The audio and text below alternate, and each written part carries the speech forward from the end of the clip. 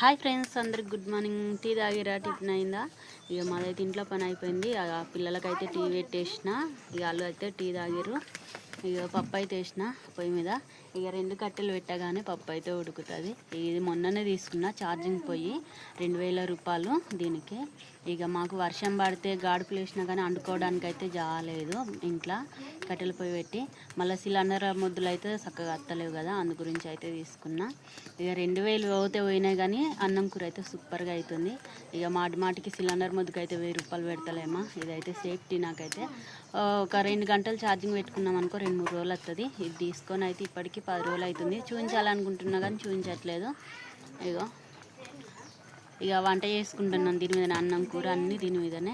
మరి మీ సైడ్స్గా ఇలాంటి పొయ్యిలు వచ్చినాయా? ఈ పొయ్యికి ఎంత రేటు పడ్డది మీ సైడ్ కామెంట్ చేయండి. నాకైతే ఈ జేవాట్ అయితే చాలా సేఫ్టీ అవుతుంది ఇంట్లో పనులకు అయితే. ఓకేనా, బాయ్ మరి.